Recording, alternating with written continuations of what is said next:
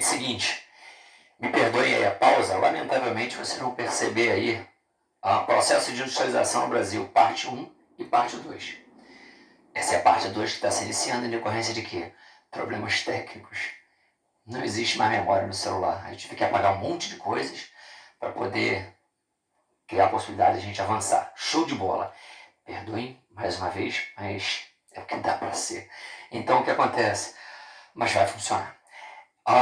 Então o que acontece? Se a gente para analisar, paramos no capital humano pensante, sólido, atuante e que inviabilizava qualquer administração. Beleza, vamos nos afastar desse capital humano pensante, jogando a sede do poder central para o meio do nada. Beleza, Brasília está legitimada do ponto de vista político. E do ponto de vista geopolítico, nós perceberíamos nitidamente a questão de sede do poder central de qualquer país não pode estar no litoral, porque diante de um contexto, estávamos num período de Guerra Fria. Guerra de ameaças, Brasil tomando partido ou se alinhando a um determinado grupo ou visão ideológica. Diante disso, se eu digo que gosto do verde, eu estou dizendo que não tenho simpatia pelo amarelo, ou vice-versa. Então, diante dessa realidade, desse contexto, a sede do poder central, numa situação eventual de intervenção bélica e invasão, ou seja, guerra, se você está no litoral, é muito mais fácil você ser conquistado. E conquistando aquele que comanda tudo e todos, você tem maior chance de vencer uma guerra. Então, é estratégico, do ponto de vista geopolítico, enviar a sede do poder central para uma faixa interiorana, ou seja, afastando-se do litoral. Estamos legitimando a questão de ordem geopolítica. Beleza, fechamos o tópico 2, que tenta contemplar os propósitos ou os itens mais relevantes do chamado plano de metas. Beleza, joga no tópico 3, consequências do modelo de político-administrativo implantado por JK. Consequências. Se eu perguntasse a vocês, foi bom ou foi ruim todo esse modelo que tentava atrair grandes empresas internacionais e acelerar o nosso processo de urbanização e industrialização num curto intervalo de tempo? Acertaria quem dissesse foi bom, acertaria também quem dissesse que foi ruim. Por quê? Porque existem vários argumentos que dão sustentação às diferentes teses. Deixa eu passar alguns dados a vocês. Se a gente para analisar, o Brasil salta antes desse intervalo aí de tempo. O Brasil tinha o 43º maior PIB mundial. Depois de todas essas mudanças, o Brasil dá um salto de 43º para a 8ª posição. 43ª para a 8ª posição. Num ranking de países mais urbanizados, industrializados do mundo, no que diz respeito nitidamente à questão do PIB. Então, o 8º maior PIB mundial era o do Brasil. 8ª potência urbana industrial do mundo.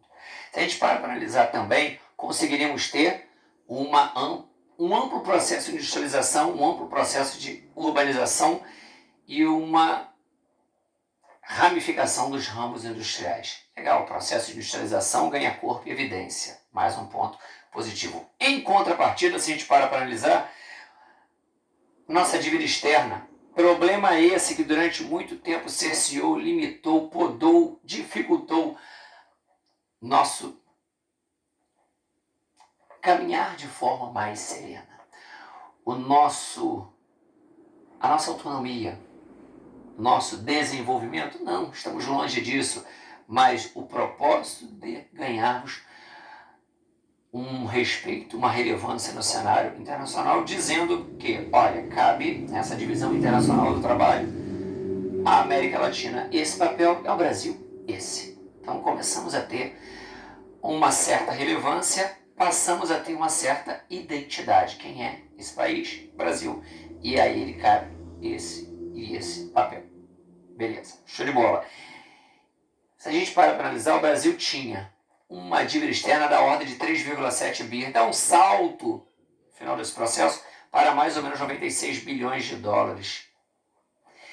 Aspecto extremamente nocivo às pretensões do Brasil ter autonomia. Quem tem dívida não tem voz grossa no sentido de sentar à mesa de negociações e dizer: gostaria de fazer dessa forma e não dessa.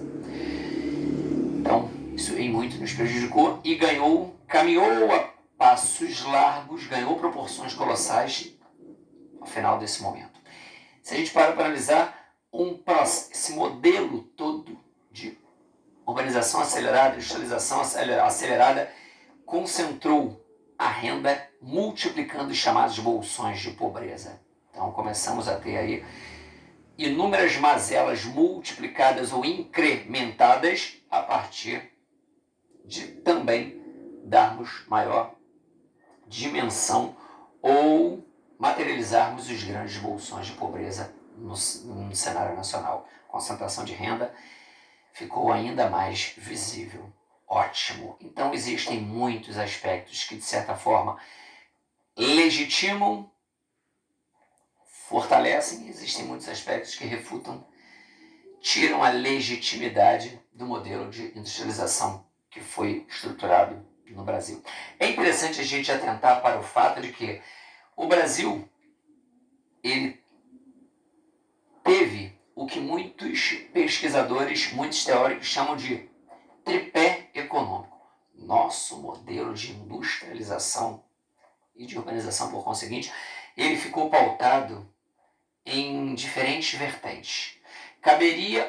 Coube, desde seu embrião, ao poder público atuar em ramos ou setores de base energéticos, siderurgia, metalurgia, ótimo, mineração. Esses ramos ficaram sob incumbência do capital público. O capital privado nacional, ele atuou, de certa forma, em cima dos chamados bens de consumo não duráveis ou leve. E o capital privado internacional, ele atuou primordialmente em cima daquele ramo industrial que nos remete à ideia de bens de consumo duráveis. Então, de certa forma, a junção dessas três forças, com esse nítido direcionamento de funções, de papéis, nós começamos a perceber que aquilo que, num determinado momento, fazia parte do plano das ideias, começasse a se concretizar. E o Brasil passaria a assumir uma relevância no cenário internacional, dizendo: a base do meu PIB hoje não advém primordialmente de gêneros oriundos do campo, como foi no início do nosso processo de industrialização. Lembra-se de como nós começamos esse nosso bate-papo? Processo de industrialização, vamos fazer recortes. E a primeira fase, 14 a 40, atenderia pelo nome de fase das commodities. Fase pautada em cima da iniciativa isolada, sem articulação, sem fomento do poder público, de grandes proprietários de terra que tinham o anseio de manufaturar, por conseguinte, ampliarem sua margem de lucro em setores, ramos, gêneros específicos. Beleza. Nesse momento, havia uma pretensão. Essa pretensão, ela realmente sai do plano das ideias e ganha concretude a partir desse chamado tripé econômico. Capital público, capital privado nacional, capital privado internacional. Cada um atuando e juntando forças para conferir ao Brasil o perfil que nós observamos hoje. Gente, tenho certeza de que vocês vão transpor essas informações da forma que vocês conseguirem.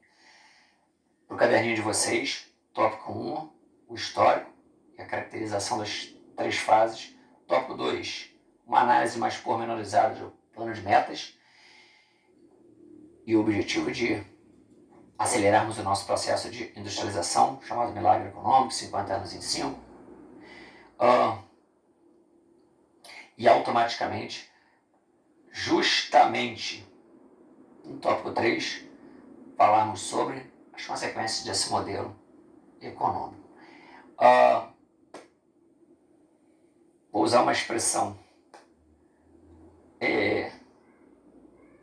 Abraço desse candango. Tá com saudade de vocês. Vocês estão meio inseguros, porque tá tudo meio diferente. O Enem, o que vai ser?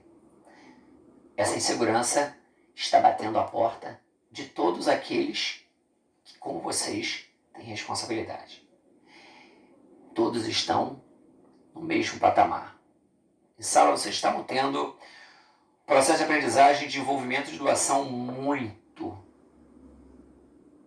coeso e sólido. Precisou mudar. Mudou para vocês, mudou para todo mundo. Vocês continuam em pé de igualdade com todos aqueles que se inscrevem tendo a ciência de que não sou um número, sou alguém que tem condições plenas de conseguir aquela vaga. E mesmo com essa reestruturação, vocês não estão dando nenhum passo atrás. Estamos avançando. Semana que vem, bateriazinha de questões. Ver se consigo disponibilizar para vocês um artigo interessante. Vocês se lembram do candango que eu usei? Quem construiu Brasília e que automaticamente...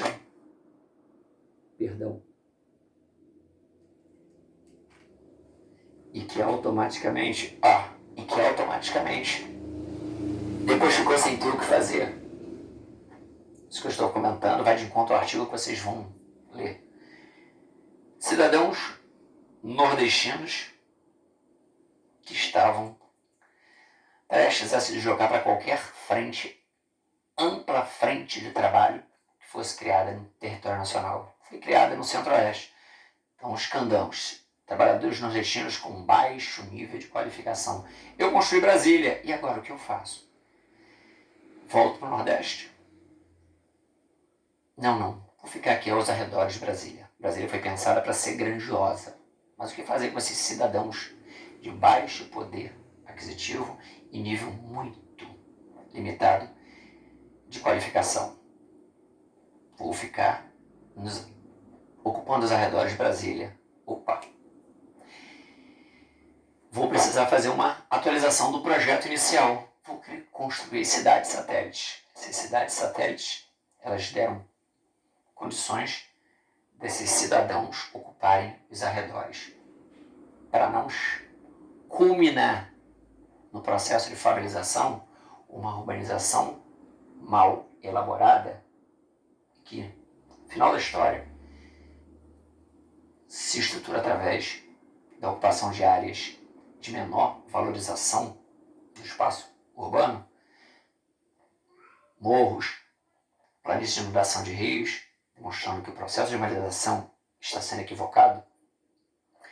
Para que isso não aconteça e não exista uma crítica com relação ao projeto inicial, em vez de eu ter favelas ao redor, vamos construir cidades satélites. Então, cidades satélites, elas automaticamente surgem como uma demonstração de que eu posso dar condições de ocupação dos arredores de Brasília de forma relativamente mais organizada, estruturada, planejada. Quem ocupa? Os candangos, cidadãos nordestinos, baixo nível de escolaridade, poder aquisitivo bem achatado. Gente, forte abraço e até semana que vem, se Deus quiser. Até mais.